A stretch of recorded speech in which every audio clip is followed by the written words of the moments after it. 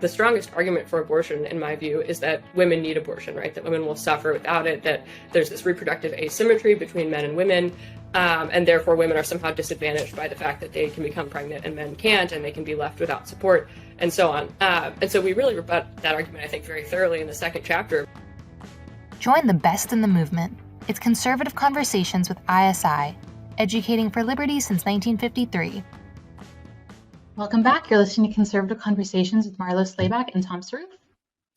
Today's guest is Alexandra DeSanctis, who is a fellow at the Ethics and Public Policy Center and a contributing writer at National Review. At EPPC, she writes on culture and family issues with a particular focus on abortion policy and pro-life advocacy as a member of the Life and Family Initiative. She is also the co-author of Tearing Us Apart, How Abortion Harms Everything and Solves Nothing. Welcome to the podcast, Alexandra. Thanks for having me. Before we get started with our interview, I'd like to thank you for listening to Conservative Conversations. This podcast is a production of the Intercollegiate Studies Institute, and our mission at ISI is to educate for liberty. If you'd like to help us in pursuing that mission, please rate and review this podcast on Apple Podcasts to help us reach more listeners like yourself. Alexandra, it's great to be connected again, and especially following what was not quite the red wave that a lot of people expected in the election a few days ago. And I'm hoping that this conversation kind of illuminates, especially following the Dobbs decision in the summer, how that may have impacted, different voter turnout, but more generally speaking, how that decision plays a role in maybe, shifting the conservative perception of the issue as, is it a priority anymore? Is it a priority for even, if you break it down by demographics, especially based on age in an era where a lot of, millennials have been, and I mean, more generally speaking, it's every existing generation right now has lived through the consequences of Roe, of course. So let's start with, a very basic question to kick us off and introduce people to your work and kind of what you've reported on the pro-life issues and abortion. So how did you come to become pro-life, and what got you into reporting on this issue and writing about it so extensively? Sure. So I've been pro-life my whole life. I was raised Catholic. I was raised pretty, very conservative. And so it's just kind of natural always to be pro-life. But I remember from a very young age just having this sense that if abortion is what we believe it to be, the taking of innocent human life, this has to be a number one priority for us as a country. And for me personally, I just felt this strong both desire and calling to do something about it, right? How could we flourish as a country, really, if this is something that we permit and that many people think is acceptable and that we just see as a solution somehow? So from a very young age, I didn't know what exactly I was going to do, but I've always felt like I had to do something about this in some small way. And I've always loved writing and politics. And so after I graduated from college, I started at National Review and in kind of a one-year fellowship. And when I got there, I didn't really have a goal to become, an abortion policy reporter necessarily, but I was given a lot of freedom, as you know, Marlo, from your time there too. You're given a lot of freedom to write about whatever you care about, right? As long as you're doing a good job and you have your head on straight, you have a lot of freedom to write. And so I just found myself gravitating back to this issue. And after covering it for a while, I remember, the editors would start coming to me and saying, can you write this editorial for us on pro-life policy? Or can you cover, the Democratic convention and what they say about abortion? And just became my go-to issue. So I've covered a lot of things, but that's always what I come back to. And the more I've done it, the more I've learned, the more I care about it. And here we are. So to get to the... Sorry, go ahead, Tom. Oh, okay. I was going to say, but to get to the book more and touch on that, obviously the pro-life movement's pretty big tent. There's, feminists for life, secular pro-life, and then you said you were raised Catholic, and that influenced how you think about the issue. So there's a bunch of different angles and different arguments that you can take to argue against a so-called right to abortion. So I'm wondering what you and your co-author, Ryan Anderson, what specific angle you took and why you decided to go that route versus any of the other arguments you could have used in the book. Yeah, so Ryan and I are both Catholic. We're both raised Catholic, and obviously our faith really informs our belief in the dignity of every human being created in the image and likeness of God, right? But we wanted to write a book that was accessible not only to people who agreed with us, but also people who might just want to understand the most comprehensive pro-life case, or people who are on the fence. And we wanted to give sympathetic readers really the data points, the arguments that they can use in a conversation with people who don't agree with them. And so for that reason, we wrote a book, a very heavily research-based, data-driven book. I mean, it's not all numbers or anything, but it's very fact-based, very research-based. And so while nothing in it contradicts our Catholic beliefs, of course, it's really grounded in reason. And, the fact that we all know, scientifically speaking, the unborn child is a human being, that, a rational morality, or a good morality, a well-formed morality, protects the right to life of every human being. A good government, a sound government, a just government would protect every human life from, at the very least, from lethal violence, right? These kinds of things that we can all access regardless of our faith tradition, our philosophy, or most of us, or should be able to. And so we kind of came at it from that angle, in the hopes of refuting, at the very least, the idea that we're trying to impose our religious values by being pro-life, right? You don't have to be Catholic to be pro-life. And while we do have, I think, the most coherent life ethic, you don't have to adopt that entire thing to be opposed to abortion and to see it as a bad thing for our country. So, and for listeners who are interested in kind of hearing more about Ryan Anderson, who is Alexandra's co-author, he actually did an episode with us. I think it was a few days before the Dobbs decision actually came out, because I think the book was supposed to come out on the day of the Dobbs decision, but the decision came out a few days early. So that was our 50th episode. I think the date was June 26th. It happened to be, I think, the Feast of the Sacred Heart. So, and I'd love to kind of talk more about the Roe, which I'm sure plays a central role in the book, of course, but after it was overturned, there was, the outrage of big business. We saw numerous companies react by saying that, they give thousands of dollars to women who wanted to seek abortions out of state if their state decided that there was a cutoff at gestational age to seek out abortions. And this was all under the guise of, protecting a woman's right to choose. So one way to look at that is to see it as a function of woke social justice ideology, of course, and we've seen that permeate the corporate world in the last couple of years. But in an article in National Review a few weeks ago, you drew a different connection between big business and support for abortion. So we'd kind of love to see what you think about that connection. Yeah, so I definitely agree there is an element of this kind of wokeism and virtue signaling in the hopes of gaining public support for being a woke company. I certainly wouldn't deny that. But something Ryan and I write about in the book, our second chapter, is devoted to talking about how abortion harms women. So the framework of the book is to explain how abortion harms all these different elements of our society. And I think probably the most important chapter, although I'd encourage listeners to read the whole thing, is the second chapter, because the strongest argument for abortion, in my view, is that women need abortion, right? That women will suffer without it, that there's this reproductive asymmetry between men and women, and therefore women are somehow disadvantaged by the fact that they can become pregnant and men can't, and they can be left without support, and so on. And so we really rebut that argument, I think, very thoroughly in the second chapter by pointing out not only do women not need abortion, but the logic of abortion has harmed all women, right? Women who get abortions are certainly harmed by them in many cases, physically or psychologically. But even for women who never have an abortion, our society is now oriented around this idea that abortion is a backdoor out of pregnancy, right? And that reshapes all of our relationships. It reshapes the way men and women have sex. It reshapes the way men think about committing to women. It reshapes what men do when their girlfriend or significant other becomes pregnant, or their partner or their wife. And that changes the way that women are burdened by pregnancy, I would argue, in a negative way. And so then that's sort of the connection that I drew, certainly in the book, but then also in this article that I wrote, pointing out that our economy, the workplace, is oriented around this idea that somehow the female body is problematic, right? That pregnancy is a disease or a disorder, that the male body is the ideal or the norm, and that this sort of ideal, always available, perennially there male worker is what makes the workplace go, is what makes our economy run.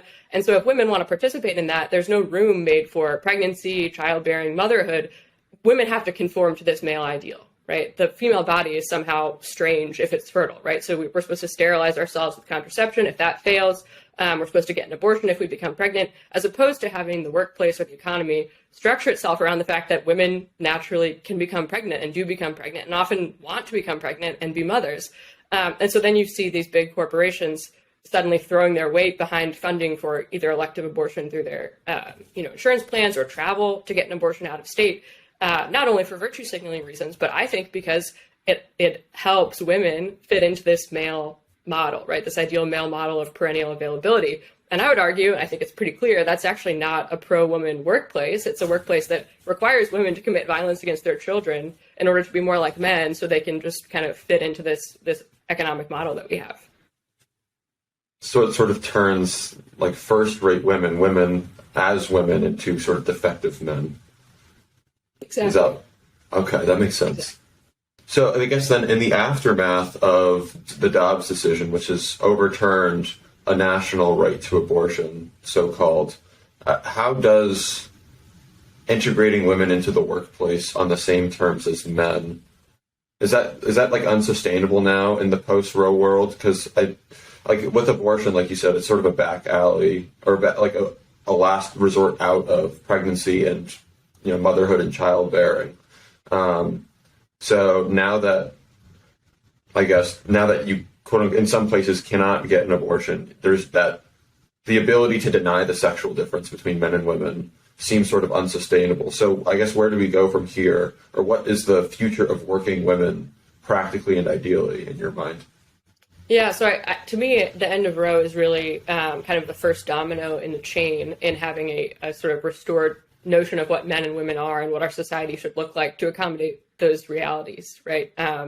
And so I don't think we'll have a perfect society tomorrow as the result of Roe being gone, but I do think the fact that corporations immediately began pointing to abortion-related travel as the solution shows that there's something very deficient about it that maybe not everybody's eyes are open to at this point, but it does suggest there's something problematic about the model, right? I think most women realize that just being told that they can travel out of state to get an abortion is not a holistic model of being an integrated woman in the workplace, right? What about, I didn't see any comparable promise to increase prenatal care, child care spending, more accommodations for women who want to take time off to work, part-time work flexibility, bringing children into the workplace, perhaps. There's no thinking about any of these things as they relate to women who want to become mothers.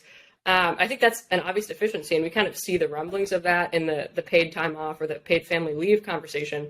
But even that doesn't really, I think that just kind of scratches the surface of the problem.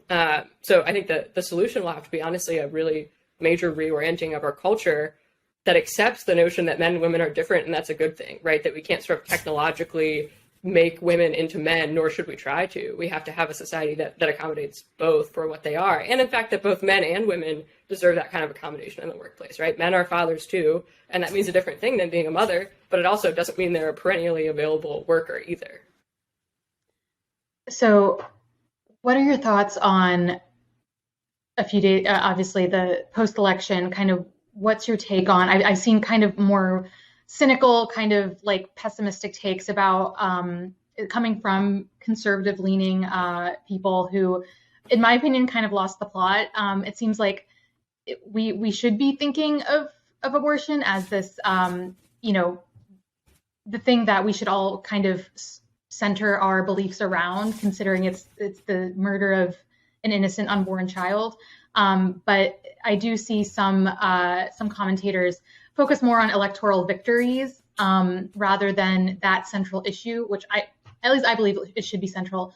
So I'm curious, do you think what would you say to the arguments that perhaps Dobbs was, because it did occur when it did in the summer, a few days before these midterms, that it's kind of been a poison for turnout for conservatives and for Republicans in these crucial races? Yeah, well, I'll say a couple things about that. The first is I completely agree with you that it's, abortion should be the central issue. And of course it isn't for very many people. And I get that we need to win elections to get the policies that we want. But it's fundamental, right? What we believe about whether human beings have dignity and worth and whether they deserve legal protection from lethal violence is a big deal, right? That's a fundamental issue. And so even if it were true that Dobbs cost Republicans, the major red wave they might have had, worth it in my book, right? Even if you're not pro-life, Roe was an anti-constitutional travesty and it deserved to go. So our country is better off for that having happened, and it's worth the trade-off if this was the trade-off. That having been said, I don't think that it's clear-cut at all that the reason for what happened was Dobbs, or even that it was a major reason for what happened. I think the story of the election is pretty clear, right? There were a lot of very bad Republican candidates who did way worse than normal generic Republicans would have done for a whole variety of complex reasons we don't need to get into. That's the major narrative to my mind. Now, did abortion play a part in that? Perhaps.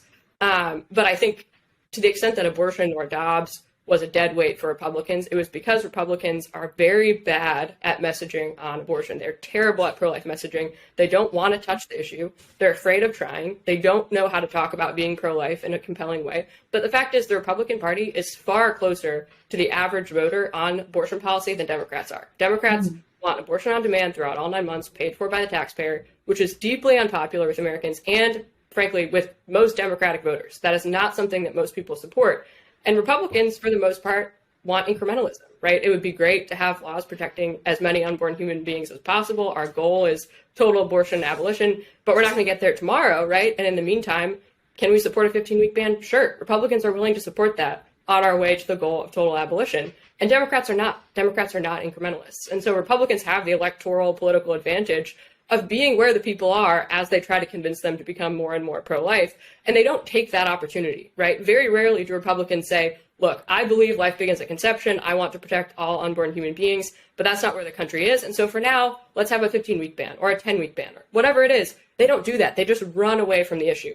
And then when they lose, they turn around and point the finger at the pro-life movement, which has been saying, this is a winning issue. Here's how you win on it. And they don't listen. So to my mind, it's really more of a messaging problem more than anything. You sort of alluded to the 15-week ban. That was a bill floated by Senator Lindsey Graham from South Carolina, and a lot of Republicans, conservatives thought this is sort of political suicide because, for the reason you just mentioned, that a lot of conservatives think that abortion is a losing issue in America, or for them, and so they'd rather not talk about it. But you wrote a piece, I think, in NR defending the bill, and so you made the larger point in that article that there is a federal government solution or role for the federal government in limiting abortion and towards this ultimate abolition, which is our goal. So we'd love to get your perspective on sort of the interest, like with Roe, a lot of the critiques of the Roe decision is that it's anti-constitutional. The Supreme Court, there's nothing in the Constitution about abortion, so therefore it should be by 10th Amendment grounds. It should go back to the states. That was obviously Justice Kavanaugh's concurring opinion, was that there should be no federal role. So we just love to get your perspective on the issue of abortion at the federal level and constitutionalism more generally.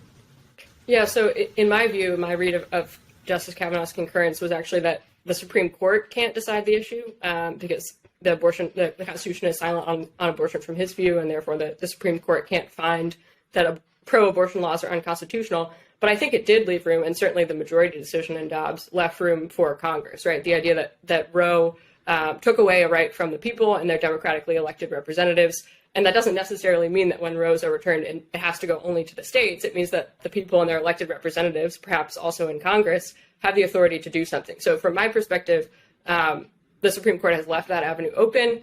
And also from my perspective, I kind of buy into the idea that the 14th Amendment gives Congress room to say unborn children, unborn human beings, we now know fit under the definition of persons, right, as pertains to protecting the equal rights of all persons in the United States.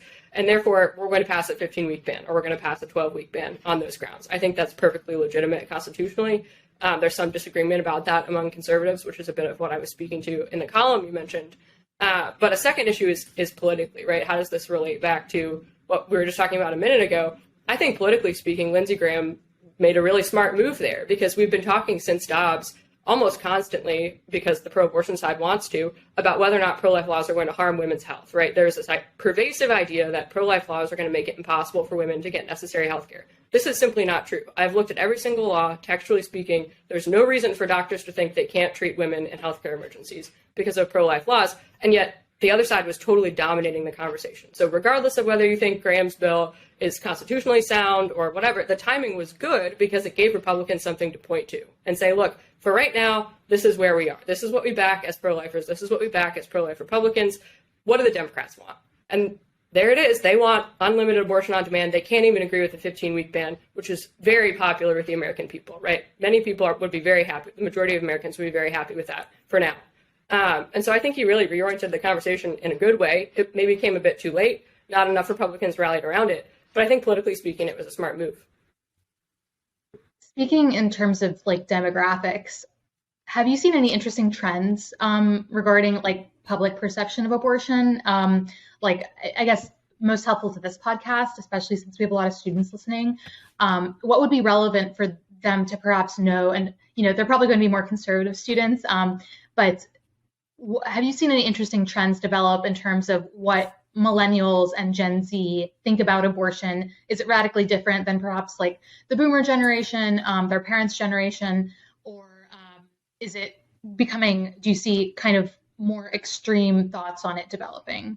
Yeah, excuse me. Yeah. So one stat I often like to point to, or two kind of corresponding stats, are that younger generations are far more likely than older generations to say that they think the unborn or the fetus, let's say, is a human being, or that abortion is wrong. But they're also far more likely to say that if their friend needed an abortion, they would drive them there, right? Which I think is fascinating. And what that suggests to me is that people are kind of waking up, opening their eyes. The science on this is pretty clear that there is another human being involved in an abortion, right? It's not, a woman's not pregnant with a squirrel. This is a human being. But we also have this sort of understanding, I think, culturally, especially among younger and not well-formed generations, that if a woman needs an abortion, it doesn't matter that it's a human being, right? Because she has to take precedence. And so to me, what that suggests is that we have to be better as pro-lifers about arguing not only that abortion takes a human life, but that it harms women too. That's why I kind of mentioned that chapter 2 of Ends my book is so important, because I think a lot of people have this mistaken notion that maybe abortion isn't great, maybe it's even killing, but if women need it, we kind of have to accept it as a society. That's where a lot of people are. And so that, I think, is the argument we have to be focusing on as pro-lifers. And a follow-up to that, something interesting that I've seen, and I like just for the record, I do spend a lot of time on Twitter, so I don't want this to maybe like keep that in mind.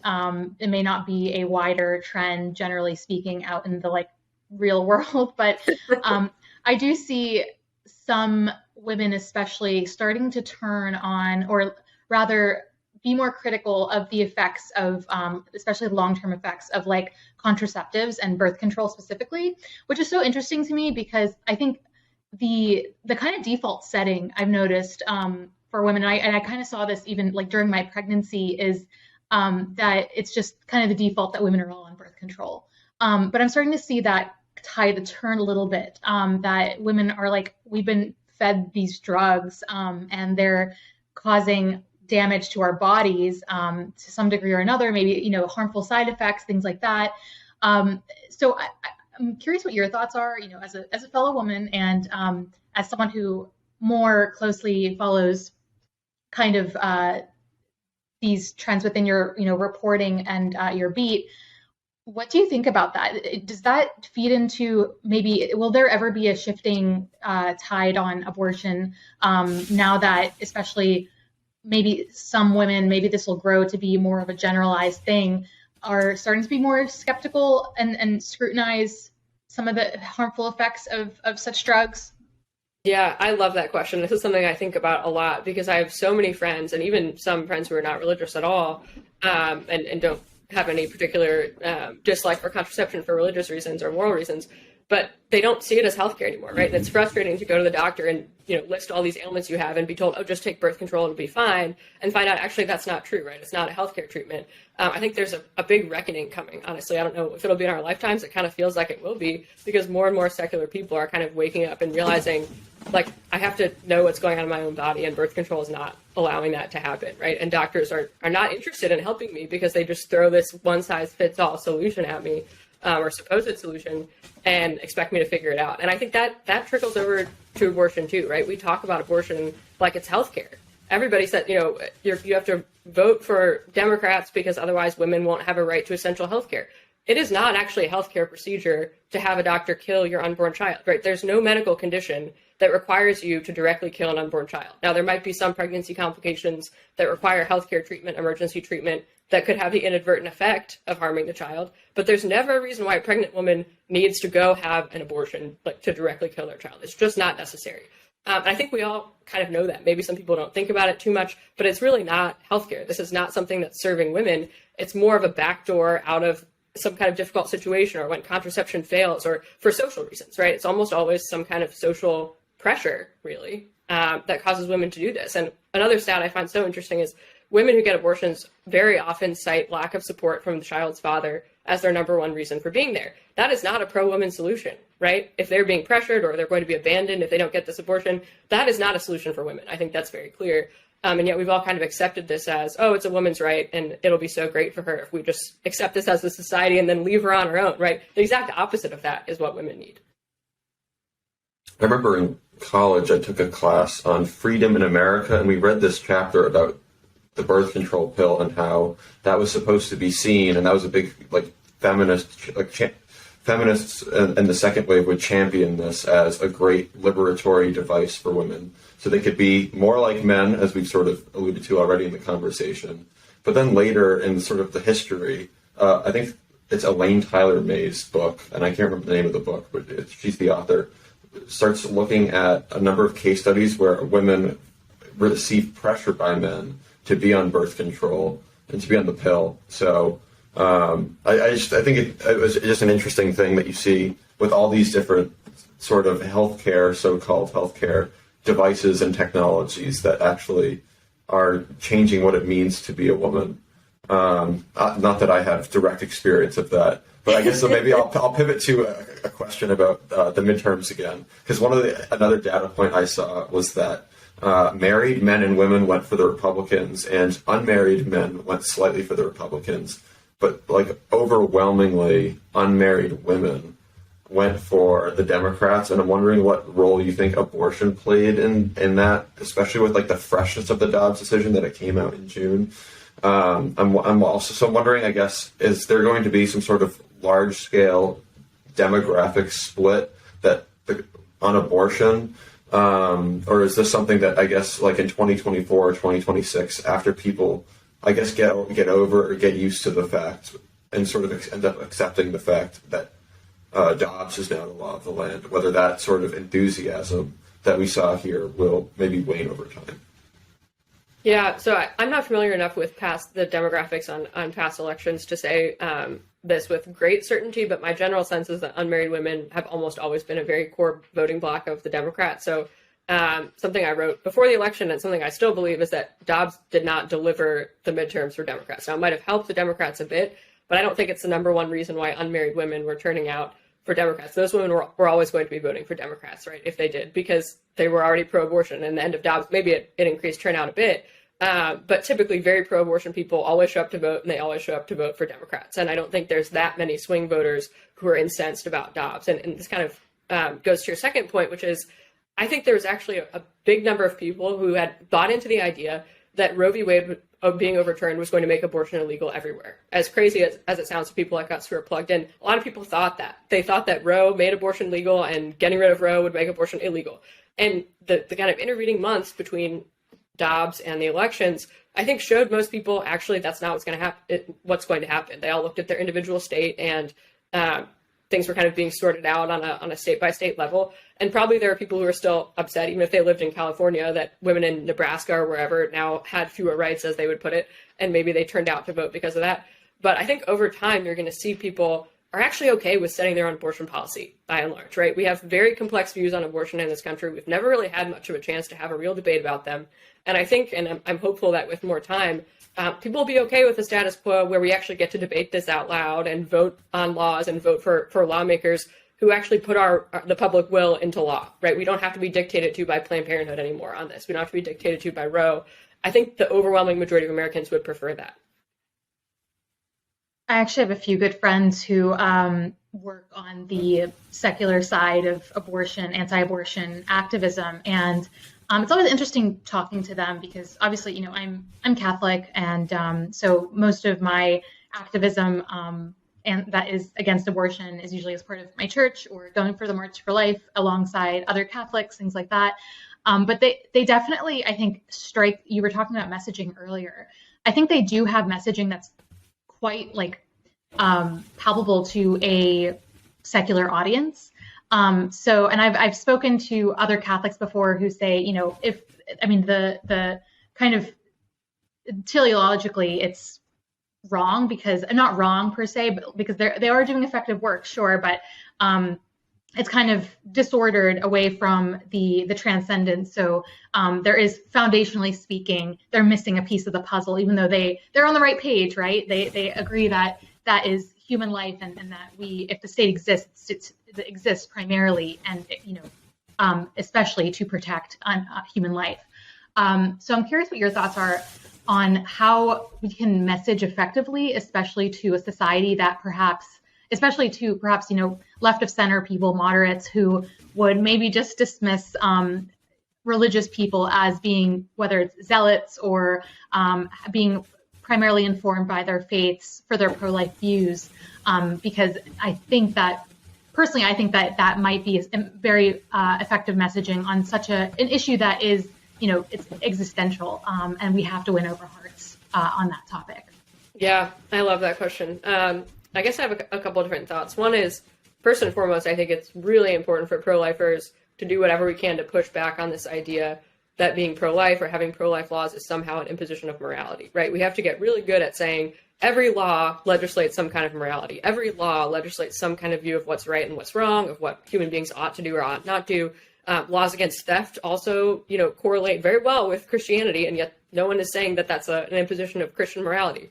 So clearly that's some kind of, it's just a lame talking point that pro-abortion people trot out to try and silence people of faith. And so I think it's important to argue in a way that rejects that, or that shows that that's not true, right? That you don't have to be Christian to agree with us or religious at all, and that we're not imposing Christian morality by demanding that our government protects human beings from violence, from lethal violence.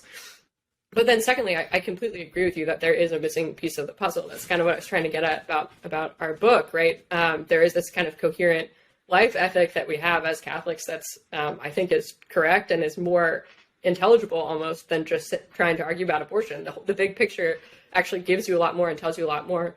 But that's a very context by context thing, in my view, right? For some people, coming to understand that life in the womb is human life and has value leads them to God, right? Like, look at Dr. Bernard Nathanson, who's one of the pioneers of the abortion industry, of the pro-abortion movement, later realized that abortion was wrong, that he was taking human life, and later, a decade or more after that, converted to Catholicism, right? So for him, first, it started with this scientific reality of life in the womb and the sort of horrendous nature of what he had done, and that led him to God. And for other people, I think it's a movement of the heart towards God that then shapes how they look at life in the womb or human life in general and what our society ought to be doing. And I think that's a very individual thing. And so I don't know how any of us, we all kind of have to navigate that, I think, in our own callings, our own friendships, where to start with people. But it certainly is very interconnected, like you said.